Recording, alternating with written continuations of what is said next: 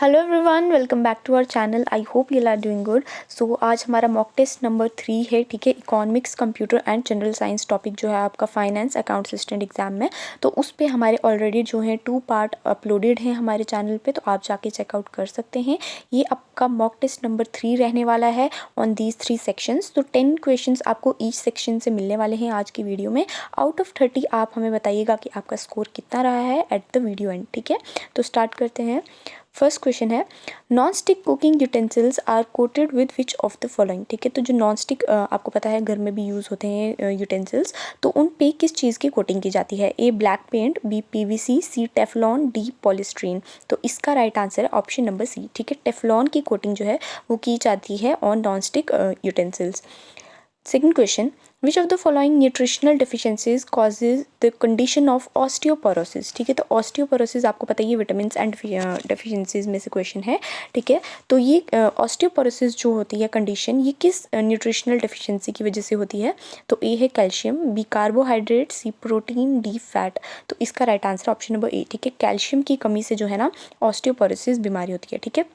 तो सेकंड का right answer option number A. Third question, which inert gas is substituted for nitrogen in the air used by deep sea diverse for breathing, ठीक है। तो जो भी deep sea diverse होते हैं उनको आपको पता है सिलेंडर्स दिए जाते हैं फॉर ब्रीदिंग, ठीक है। तो उसमें यहाँ पे बोला है कि कौन सी इनर्ट गैस को सब्सटीट्यूट किया जाता है नाइट्रोजन से, ठीक है। ए है आर्गन, बी जेनॉन, सी क्रिप्टॉन, डी हीलियम। तो इसका राइट आंसर है ऑप्शन नंबर डी, ठीक है। हीलियम जो है वो यूज़ की जाती है for breathing by deep sea divers, ठीक है।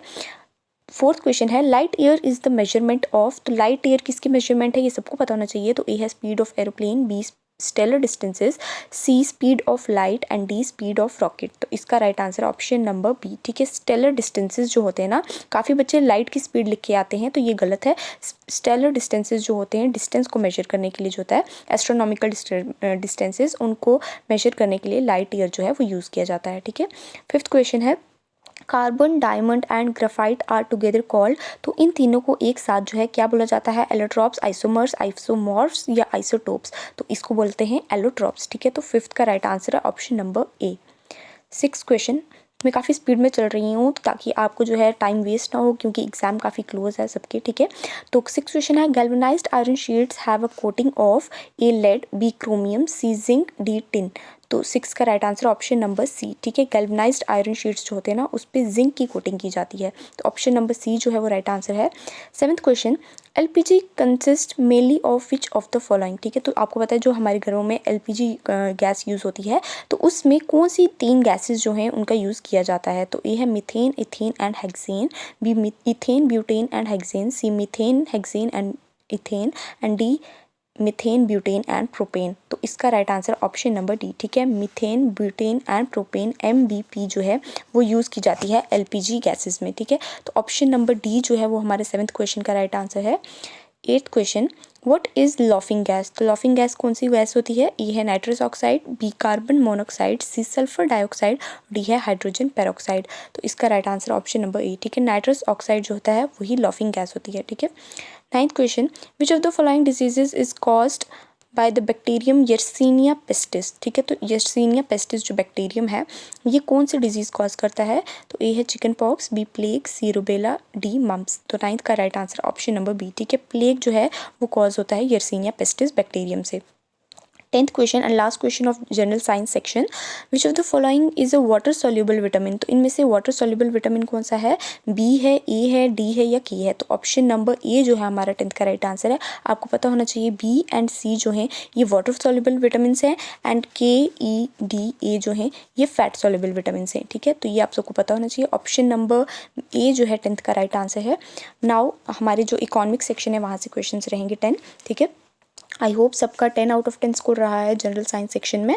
तो 11th क्वेश्चन है, which of the following is categorised as macro economics study. तो मैक्रो इकोनॉमिक्स लिखा है यहाँ पे, तो हमने बताना है कि इनमें से कौन सी मैक्रो इकोनॉमिक्स में आती है। तो ये है household expenses, B allocation of resources, C market demand for apples and D aggregate demand. तो यहाँ पे एग्रीगेट डिमांड जो है वो हमारा राइट आंसर रहने वाला है। ऑप्शन नंबर डी जो है 11th का करेक्ट आंसर है। 12th question, Indian agriculture was dash in nature on the eve of the first 5 year plan. तो जब हमारा फर्स्ट 5 ईयर प्लान आया था, ठीक है, आप मुझे कमेंट में बताएंगे कि कौन से ईयर में फर्स्ट 5 ईयर प्लान आया था, ठीक है। तो यहाँ पे बोला है कि इंडियन एग्रीकल्चर उस टाइम पे किस तरह का था, ठीक है।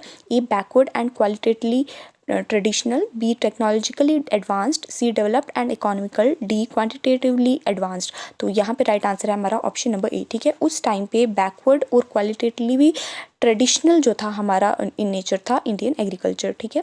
तो ऑप्शन नंबर ए जो है हमारा 12th का राइट आंसर है। 13 question, the dash the rate of capital formation, the dash the rate of economic growth. तो यहाँ पे बोला है कि कितनी रेट होगी कैपिटल फॉर्मेशन की, तो उसी तरह से इकोनॉमिक ग्रोथ की भी वही रेट होगी। तो ए है ग्रेटर एंड लोअर, बी है lower greater, C greater insignificant, D greater and greater. तो यहाँ पे राइट आंसर है ऑप्शन नंबर डी, ठीक है। The greater will be the capital formation, the greater will be the economic growth, ठीक है।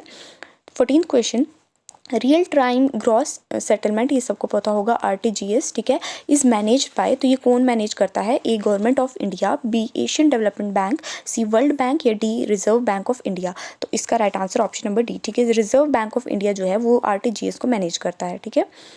15th question, आप सब मुझे कमेंट में बताइएगा कि रिजर्व बैंक ऑफ इंडिया जो है वो नेशनलाइज कब हुआ था, ठीक है। In which year RBI was nationalised. तो फिर 15th क्वेश्चन है, what will be the effect of a decrease in the wealth of an individual on his demand curve for a good, ठीक है। जब एक इंडिविजुअल की वेल्थ जो है वो डिक्रीज हो जाएगी तो उसका जो डिमांड कर्व होगा उस पर क्या इफेक्ट पड़ेगा, ठीक है। तो ए है leftward shift in the demand curve, B rightward shift in the demand curve, C downward movement along the same demand curve, D upward movement along the same demand curve. तो 15 का हमारा right answer option number A, ठीक है। जब भी किसी की wealth decrease हो जाती है तो उसका जो डिमांड कर्व जो है किसी गुड के लिए वो लेफ्टवर्ड शिफ्ट करता है, ठीक है। तो ऑप्शन नंबर ए है 15 का।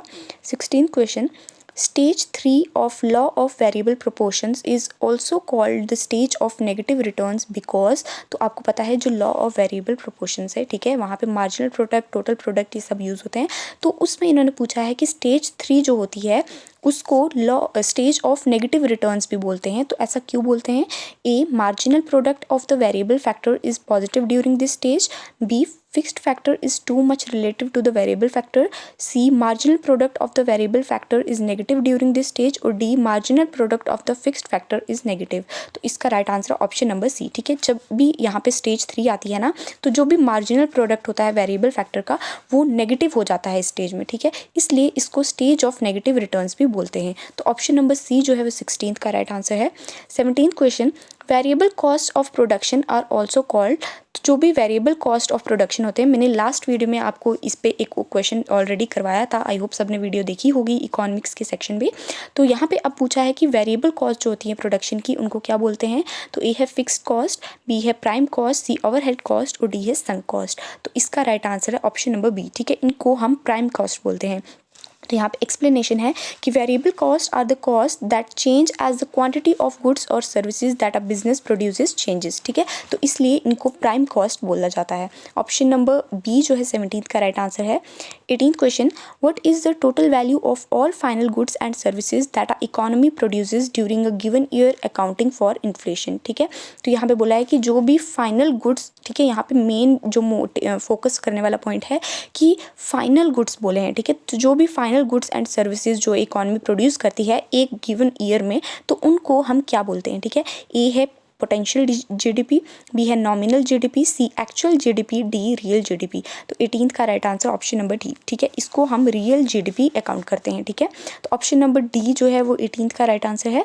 19th question, how will marginal product react when total product rises at a diminishing rate. जब भी टोटल प्रोडक्ट जो है वो एक डिमिनिशिंग रेट पे राइज हो रहा है तो हमारा जो मार्जिनल प्रोडक्ट होगा वो क्या रिएक्ट करेगा, ठीक है। तो ए है marginal product remains constant, B marginal product falls but remains positive, C marginal product rises, D marginal product falls but remains negative.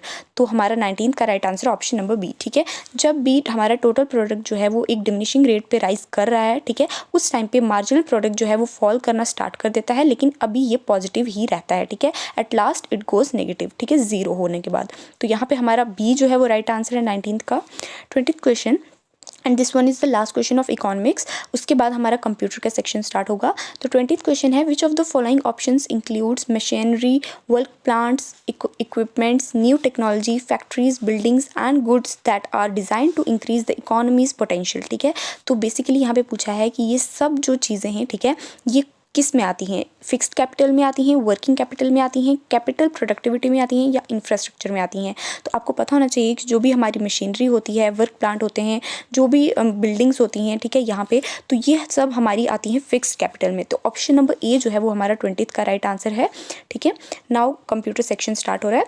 तो आई होप जिनका भी स्कोर आउट ऑफ 10 इकोनॉमिक्स में और 9 भी रहा है तो वो काफ़ी अच्छी रिवीजन चल रही है सबकी। तो 21st क्वेश्चन है, the element which contains computer administrative tools in Windows is called. ठीक है, जब भी विंडोज़ में जो कंप्यूटर एडमिनिस्ट्रेटिव टूल्स होते हैं तो यहाँ पे बोला है वो किसके अंदर आते हैं। तो ए है कंट्रोल पैनल, बी है start button, C Internet Explorer, D recycle bin. तो 21st का right answer option number A. ठीक है, ये सब जो है कंट्रोल पैनल के अंदर आते हैं। ठीक है, तो ए है 21st का। 22nd question, SMPS stands for. तो SMPS की फुल फॉर्म बोली है। ठीक है, फुल फॉर्म्स आपको सब याद करके जानी चाहिए क्योंकि एग्जाम में आजकल फुल फॉर्म बहुत पूछी जाती है। तो ए है start mode power supply, B store mode power supply, C single mode power supply, D switched mode power supply. तो इसका right answer option number D. ठीक है, स्विच्ड मोड पावर सप्लाई जो है वो हमारी SMPS की फुल फॉर्म है। 23rd question, which of the following has developed the basic architecture of the computer. Basic architecture computer का किसने बनाया है? चार्ल्स बेबेज ने, जॉन वॉन न्यूमैन ने, ब्लेस पास्कल ने या एडा लवलेस ने। तो यहाँ पे right answer option number B. ठीक है, जॉन वॉन न्यूमैन जो है उन्होंने बेसिक आर्किटेक्चर जो है कंप्यूटर का वो डेवलप किया था।